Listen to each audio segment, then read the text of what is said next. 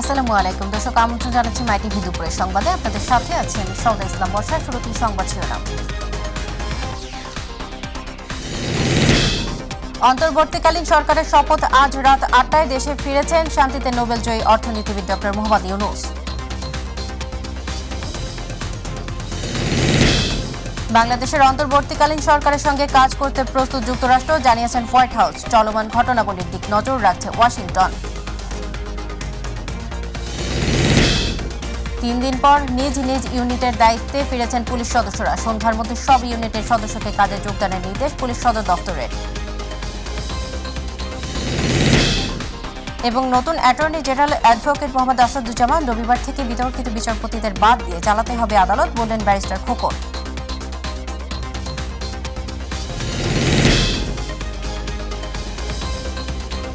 দর্শক শুনছিলেন শিরোনাম, চলে যাচ্ছে বিস্তারিত সংবাদ। দেশের মাটিতে পা রেখেছেন অন্তর্বর্তীকালীন সরকারের প্রধান উপদেষ্টার দায়িত্ব নিতে যাওয়া নোবেলজয়ী অর্থনীতিবিদ ডক্টর মোহাম্মদ ইউনূস। আজ রাত ৮টায় অন্তর্বর্তীকালীন সরকারের প্রধান উপদেষ্টা হিসেবে দায়িত্ব গ্রহণ করবেন তিনি। এর আগে বুধবার সন্ধ্যার দিকে দুবাইগামী একটি ফ্লাইটে ঢাকার উদ্দেশ্যে রওনা হন তিনি। সেখানে যাত্রা বিরতি শেষে ঢাকার শাহজালাল আন্তর্জাতিক বিমানবন্দরের উদ্দেশ্যে রওনা হন। অবশেষে আজ 2:10 রাজধানীর মাটিতে পা রাখেন তিনি। দ্বাদশ জাতীয় সংসদ বিলুপ্তির পর ডক্টর মোহাম্মদ ইউনূসকে প্রধান করে দেশের পরবর্তী অন্তর্বর্তীকালীন সরকার গঠনের সিদ্ধান্ত হয়েছে।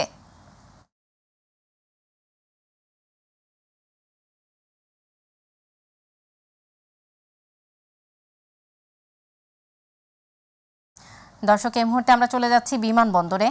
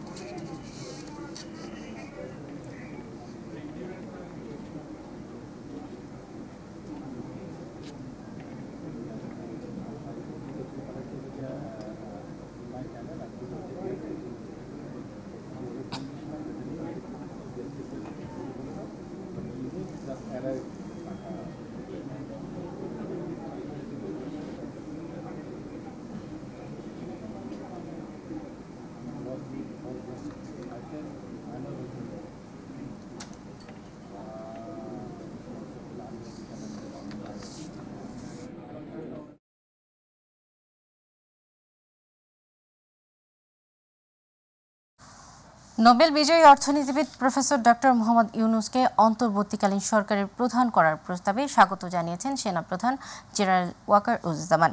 বুধবার বিকেলে সেনা সদরে এক ব্রিফিংয়ে তিনি জানান, বৃহস্পতিবার রাত ৮টায় শপথ নিতে পারেন অন্তর্বর্তীকালীন সরকারের সদস্যরা, যার আকার ১৫ সদস্য বিশিষ্ট হতে পারে। এই সরকারকে সব ধরনের সহায়তা করবে সশস্ত্র বাহিনী। আরও জানাচ্ছেন রাকিব হাসান। এখন রাজনীতিবিদরা বললেন যে বিকেলে ঢাকা ক্যান্টনমেন্টের সেনা সদরে সাংবাদিকদের ব্রিফ করেন সেনাবাহিনী প্রধান জেনারেল ওয়াকারুজ্জামান। তিনি জানান, অন্তর্বর্তীকালীন সরকারের শপথ অনুষ্ঠিত হবে বৃহস্পতিবার রাত ৮টায়। শপথ গ্রহণের জন্য যথাসাধ্য চেষ্টা করছি। একটা প্রস্তাব ছিল বিকালে করার, বিকালে খুব টাইট হয়ে যেতে পারে কি উনি 2:10 দিকে হয়তো এখানে আসবেন, এটা মেবি ভেরি টাইট। আমরা হয়তো তাইলে রাত্রেবেলা রাত ৮টার দিকে করতে পারি। হয়তো 400 জন লোকের উপস্থিতি এখানে থাকবে। এই পরিসরে আমরা শপথ গ্রহণের অনুষ্ঠান ইনশাল্লাহ করব। অন্তর্বর্তীকালীন সরকারের আকার 15 সদস্যের হতে পারে বলেও ধারণা দেন তিনি। আমার ধারণা আপাতত 15 জন হতে পারে, তারপরেও 2-1 জন আপ অ্যান্ড ডাউন এটা করতে পারে, এরকম একটা সংখ্যক এবং মোটামুটি একটা দাঁড়িয়ে যাচ্ছে। যেহেতু এটা ফর্মালি প্রকাশ করা হয়নি, এটা নিয়ে আমি আর আপনাদের সাথে কথা বলতে চাচ্ছি না। পরিস্থিতি স্বাভাবিক হয়ে আসছে জানিয়ে লুটপাট ধ্বংসাত্মক কাজে জড়িতদের আইনের আওতায় আনা হবে বলেও জানান সেনাপ্রধান। পরিস্থিতি এখন অনেক উন্নতি হচ্ছে, আস্তে আস্তে ধীরে ধীরে আমার ধারণা যে 3-4 দিনের মধ্যে পরিস্থিতি স্বাভাবিক পর্যায়ে চলে আসবে। তবে যারা এই সমস্ত অপরাধ করেছে তাদেরকে আমরা ছাড় দিব না। অবশ্যই তাদের বিরুদ্ধে আইন ব্যবস্থা গ্রহণ করা হবে।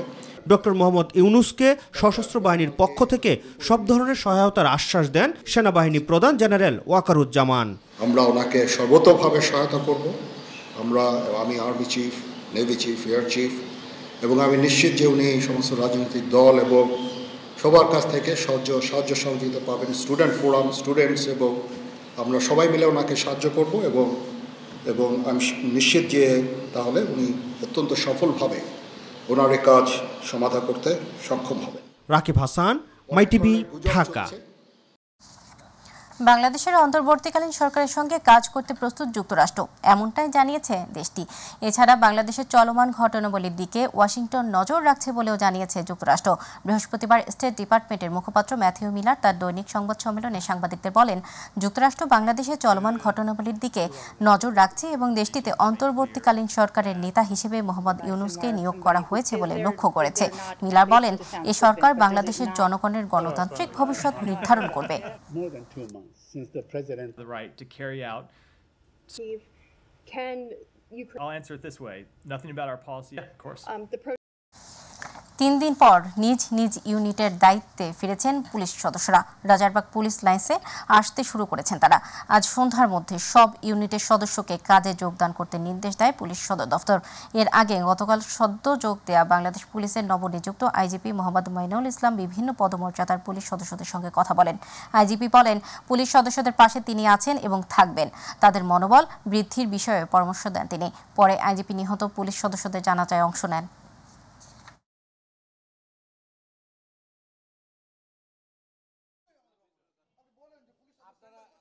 তাদেরকে বাইর করেন আপনারা। আমি কি আমার ক্ষমতা বলতে পারি?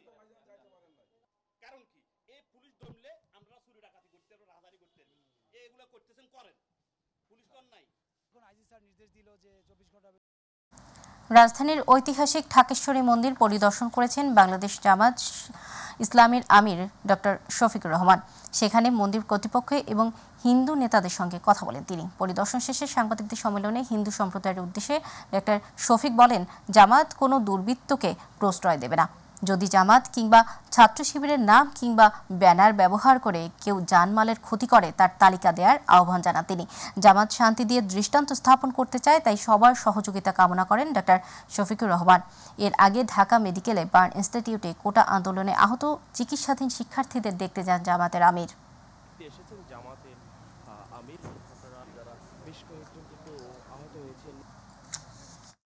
দর্শক, বিমানবন্দরের পরিস্থিতি জানতে আমরা এখন সরাসরি সেখানে যুক্ত হচ্ছি।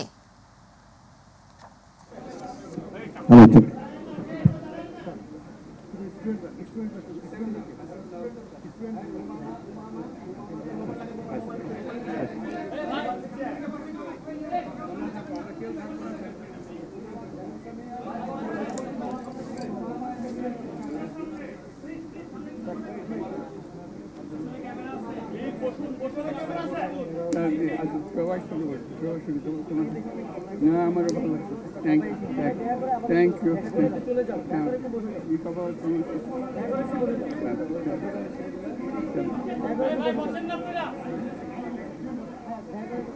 অফিসিয়ালি আপনাকে একটু এদিক দিয়ে শুরু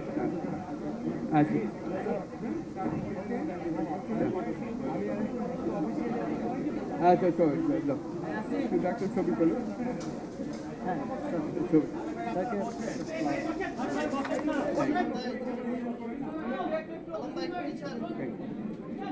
আসো, আসো সবাই, আসো, আসো, আসো, আসো, আসো সবাই।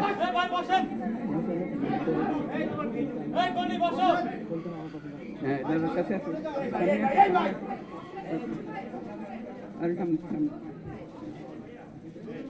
ভাই চলে গেছে sir, he is still injured.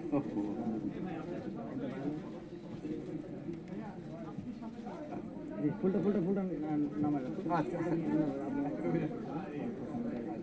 কিছু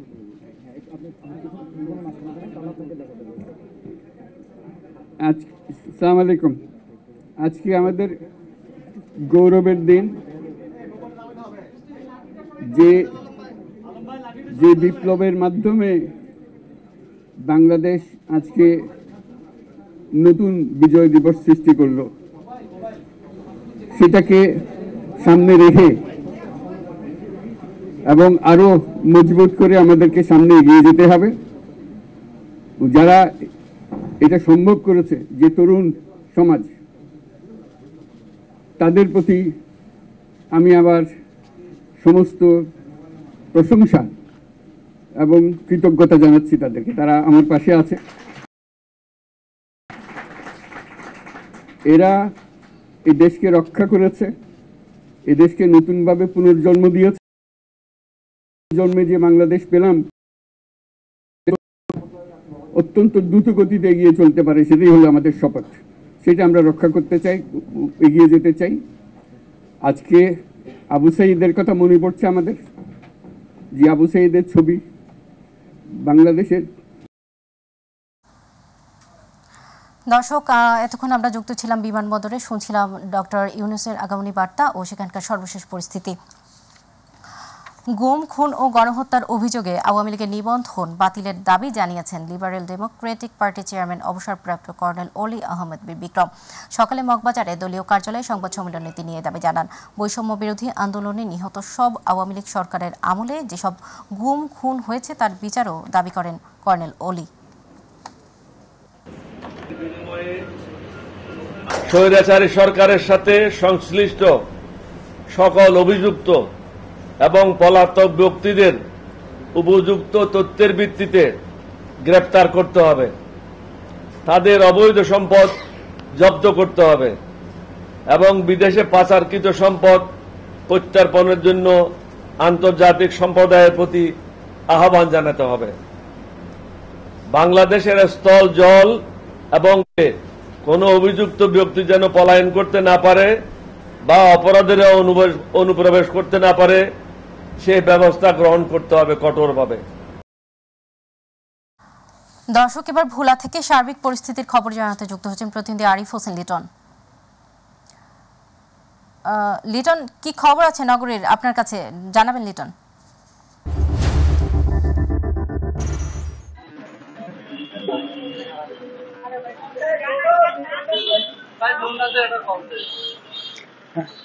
ধন্যবাদ সদা।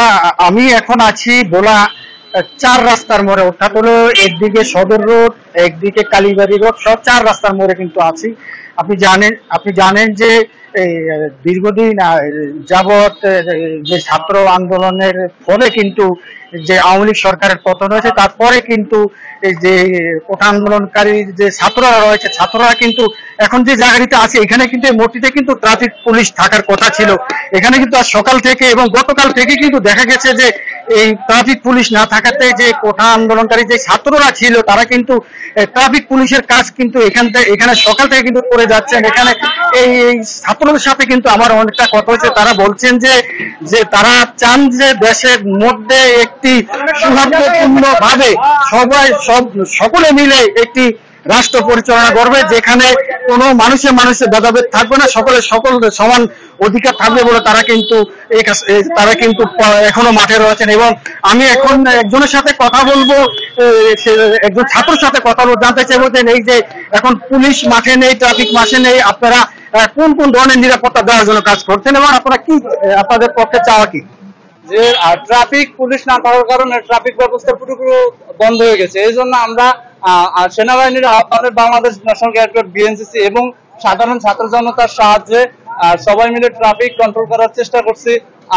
চালকদের দিক নির্দেশনা দিয়ে তাদের সঠিক পথে যাওয়ার জন্য একটু ভোগান্তি হলে তারা দিক নির্দেশনা মানছে। যারা মোটর সাইকেল আরোহী তাদের 2 জনের বেশি আরোহণ না করা এবং অবশ্যই হেলমেট পরিধান করা, এসব দিক নির্দেশনা দিয়ে যাচ্ছি যে আগামীতে সুন্দর একটা দেশ হয় এবং ভালো একটা ট্রাফিক আইন মেনে চলে আমরা সবাই শান্তিপূর্ণভাবে বসবাস করতে পারি ইনশাআল্লাহ। ধন্যবাদ। যেমনটি বলছিলেন যে আগামীতে একটি সুন্দর শান্তিপূর্ণ রাষ্ট্র গঠন করার লক্ষ্যে কিন্তু এই যে ছাত্ররা কিন্তু মাঠে নেমেছেন এবং তারা কিন্তু আজ কয়েকদিন পর্যন্ত কিন্তু মাঠে কাজ করছেন, ট্রাফিক পুলিশের কাজ কিন্তু তারা করছেন এবং তাদের যে খাবারের বিষয়টি জানিয়ে রাখি, তারা কিন্তু এই যে রোদ বৃষ্টির ভেতরে কিন্তু তারা যে পানি খায়, তারা এমনটাই বলছেন যে সাধারণ মানুষ কিন্তু তাদের খাবারের জোগানগুলি দিয়েছে। সাধারণ মানুষও চাচ্ছেন যে দেশে একটি শান্তি ফিরে আসুক এবং সুন্দর একটি রাষ্ট্র কাঠামো তৈরি হোক। আমরা বলতে আরেকটি জানিয়ে রাখি, আপনি জানেন যে আজ রাজ্যের তত্ত্বাবধায়ক সরকার এবং অন্তর্বর্তীকালীন যে সরকার শান্তিতে নোবেল পুরস্কার ডক্টর ইউনূসকে প্রদান করে যে সরকার গঠন করা হয়েছে তার বিষয়ে কিন্তু আমি বলার সাধারণ মানুষের সাথে কথা বলছি। সাধারণ মানুষ বলছেন যে দীর্ঘদিন ছাত্রদের ত্যাগের ফলে যে আওয়ামী লীগ সরকারের বিদায়ের পরে যে এখন যে সরকার আসবে প্রদান করে এখন যে সরকার গঠন করা হয়েছে যে তার মাধ্যমে যাতে দেশের শান্তি শৃঙ্খলা ফিরে এসে মানুষের মধ্যে যাতে কোনো ভেদাভেদ না থাকে এমনটাই কিন্তু প্রত্যাশা করছেন ভোলার সাধারণ মানুষ। তো এই ছিল ভোলা থেকে আমার সর্বশেষ খবর। সদা লিটন, আপনাকে ধন্যবাদ। দর্শক, ভোলা থেকে সরাসরি যুক্ত ছিলেন আরিফ হোসেন লিটন। শুনছিলাম সেখানকার সর্বশেষ পরিস্থিতি। এবারে অন্যান্য প্রসঙ্গ। নতুন অ্যাটর্নি জেনারেল হিসেবে নিয়োগ পেয়েছেন অ্যাডভোকেট মোহাম্মদ আসাদুজ্জামান। দুপুরে তাকে অ্যাটর্নি জেনারেল হিসেবে নিয়োগ দেন রাষ্ট্রপতি। এর আগে ব্যক্তিগত অসুবিধার কথা উল্লেখ করে বুধবার পদত্যাগ করেন attorney general AM Amin Uddin. এদিকে সকালে অতিরিক্ত অ্যাটর্নি জেনারেল SM মুনির পদত্যাগ করেছেন। আজ অ্যাটর্নি জেনারেল অফিসে তিনি পদত্যাগপত্র জমা দেন। এর আগে আরেক অতিরিক্ত অ্যাটর্নি জেনারেল শেখ মোহাম্মদ মোর্শেদ পদত্যাগ করেন।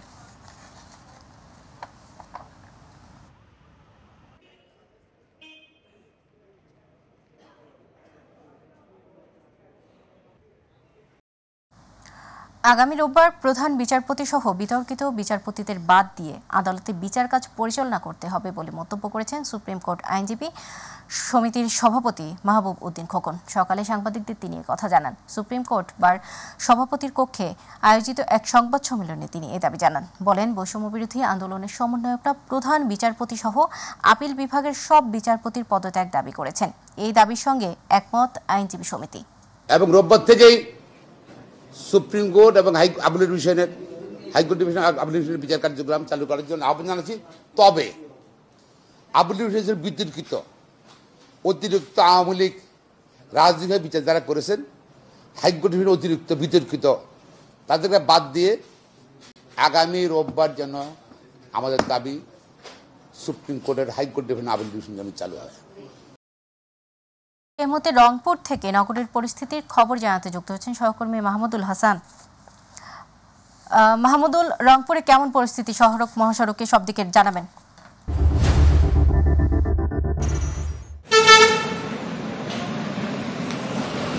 জি সৌদা, যেমনটা বলছিলেন যে আপনাকে জানিয়ে রাখি যে রংপুরের যে সার্বিক পরিস্থিতি যদি আপনাকে বলে রাখি যে রংপুরে এই যেহেতু এই সময়টা একেবারে রাজনৈতিক সংকট সময়, এই কারণে কিন্তু আমরা দেখেছি যে বিশেষ করে রংপুর শহর জুড়ে এবং জেলা উপজেলা জুড়ে যে আসলে মেইন যে শহর প্রান্তগুলো সেখানে কিন্তু আমরা গুরুত্বপূর্ণগুলো জায়গাগুলোতে কিন্তু দেখেছি যেহেতু এখন ট্রাফিক পুলিশ এবং অন্যান্য যে যারা আসলে দায়িত্ব পালন করে থাকে রাস্তায় ট্রাফিক পুলিশ তারা কিন্তু নেই। এবং সেই ক্ষেত্রে আমরা দেখেছি রোভার স্কাউট থেকে শুরু করে আনসার বাহিনীর সদস্য এবং বিশেষ করে ফায়ার সার্ভিসের সদস্যরা কিন্তু তারা দায়িত্ব পালন করছে যাতে করে নির্বিঘ্নে সাধারণ মানুষ যারা তাদের বিভিন্ন গন্তব্যে যেন পৌঁছতে পারে, সে কারণে কিন্তু তারা একেবারে তৎপর রয়েছে। এবং আপনাকে জানিয়ে রাখি যে রংপুরে কিন্তু যে স্বাভাবিক জীবন সেটি কিন্তু চলছে। এবং বিশেষ করে আপনাকে আরেকটি তথ্য জানিয়ে রাখি যে রংপুরে বেশ কিছু কিন্তু এই যে রংপুরকে ঘিরেই কিন্তু আপনি জানেন যে রংপুরের যে মেধাবী শিক্ষার্থী আবু সাইদের মৃত্যুকে ঘিরে সারা দেশ যেমন কোটা বিরোধী যে ছাত্র আন্দোলন একেবারে তুঙ্গে উঠেছিল, এরপরে কিন্তু যে শিক্ষার্থীদের কাঙ্ক্ষিত বিজয় সেটি কিন্তু আসলে লাভ করার পরে কিন্তু আসলে সারা পুরো রংপুরের মানুষ একেবারে কিন্তু এরপরে যখন সরকার পদত্যাগ করে কিন্তু ভারতে চলে যায় তারপরে কিন্তু সারা দেশের সাথে রংপুরেও কিন্তু আমরা আনন্দ মিছিল করতে দেখেছি। এরপর থেকে কিন্তু বিভিন্ন জায়গায় বিভিন্ন সহিংসতার ঘটনা ঘটে, অনেক বাড়ি কিন্তু লুটপাটের ঘটনা ঘটে। এরপর থেকেই কিন্তু আমরা দেখেছি যে রংপুরে বিএনপির নেতাকর্মী থেকে শুরু করে জামাতে ইসলামীর অনেক নেতাকর্মীরা তারা কিন্তু এই ধরনের যারা আসলে বিভিন্ন ধরনের হিন্দু ধর্মাবলম্বীদের যে উপাসনায় তারা কিন্তু সেখানে দায়িত্ব পালন করছে। পাশাপাশি শিক্ষার্থীরাও কিন্তু সেখানে বিভিন্ন উপাসনাগুলো থেকে তারা কিন্তু রয়েছে যাতে করে কোনো ধরনের যারা আসলে অপ্রীতিকর পরিস্থিতির শিকার মানে ঘটনা ঘটাতে চায় তারা যেন কোনো কিছু ঘটাতে না পারে। সে কারণে কিন্তু আসলে আমরা দেখেছি যে বিএনপি জামাত সহ সাধারণ শিক্ষার্থীরা কিন্তু বিভিন্ন যে উপাসনাগুলো রয়েছে সেখানে কিন্তু তারা আসলে কঠোর অবস্থানে রয়েছে যাতে করে কোনো ধরনের যেন আসলে লুটপাটের মতো ঘটনা না ঘটে, তারা কিন্তু একেবারে তৎপর রয়েছে। এবং বিভিন্ন রংপুর শহর জুড়ে নানা গুরুত্বপূর্ণ পয়েন্টগুলোতে সাধারণ শিক্ষার্থীরা কিন্তু ট্রাফিকের ভূমিকা রয়েছে, পাশাপাশি রোভার স্কাউট, ফায়ার সার্ভিস এবং আনসার বাহিনীর সদস্যরা তারা কিন্তু রয়েছে। এবং তারা যেটি বলছেন যে আসলে যেহেতু আজকে রাত্রে কিন্তু যেহেতু অন্তর্বর্তীকালীন সরকার গঠন হবে এরপর থেকেই কিন্তু আইনশৃঙ্খলা রক্ষাকারী বাহিনীর সদস্যরা তারা মাঠে কাজ করবে, সে সময়টুকু পর্যন্ত কিন্তু তারা আসলে তাদের দায়িত্ব কাঁধে নিয়েছে এবং যাতে করে সাধারণ মানুষ যেন কোনোভাবেই ভোগান্তিতে না পড়ে এই কারণে কিন্তু তারা আসলে মহাসড়ক থেকে শুরু করে রাস্তার গুরুত্বপূর্ণ যে পয়েন্টগুলো সেখানে কিন্তু তারা আসলে ট্রাফিকের মতো যে দায়িত্ব সেটি কিন্তু পালন করছে, সাধারণ মানুষ নির্বিঘ্নে তাদের যে যাতায়াত সেটি যেন করতে পারে। এই ছিল আমার কাছে রংপুর থেকে যে মহাসড়কের সার্বিক পরিস্থিতি এখনকার মতো। মাহমুদুল, আপনাকে ধন্যবাদ।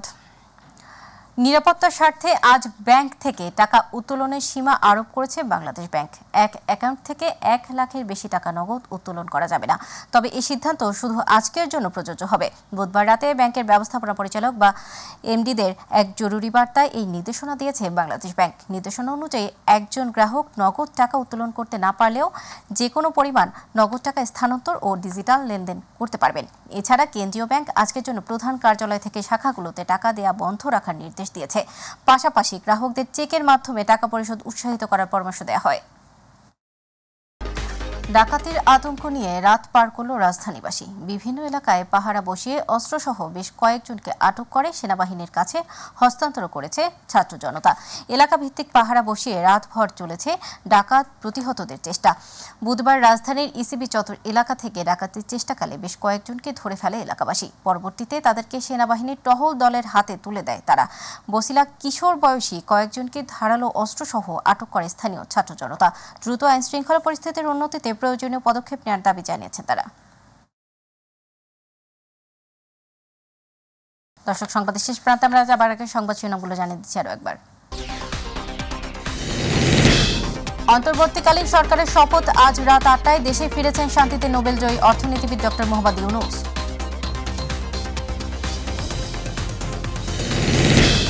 বাংলাদেশের অন্তর্বর্তীকালীন সরকারের সঙ্গে কাজ করতে প্রস্তুত যুক্তরাষ্ট্র, জানিয়েছে হোয়াইট হাউস। চলমান ঘটনাবলীর দিকে নজর রাখছে ওয়াশিংটন। 3 দিন পর নিজ নিজ ইউনিটের দায়িত্বে ফিরেছেন পুলিশ সদস্যরা। সন্ধ্যার মধ্যে সব ইউনিটের সদস্যকে কাজে যোগদানের নির্দেশ পুলিশ সদর দফতরের।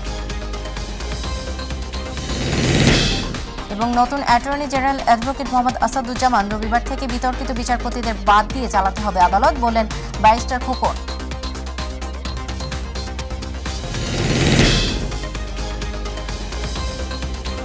দর্শক, এখনকার সংবাদ ছিল পর্যন্ত। সাথে থাকার জন্য ধন্যবাদ। এছাড়া ইউটিউবে মাইটিভি সংবাদ পেতে ভিজিট করুন youtube/mytv ভিডিও নিউজ এবং আমাদের অনুষ্ঠান দেখতে ভিজিট করুন youtube/mytv বাংলা, facebook/mytv বাংলা। পরবর্তী সংবাদ দেখার আমন্ত্রণ জানিয়ে দিবেন। আল্লাহ হাফেজ।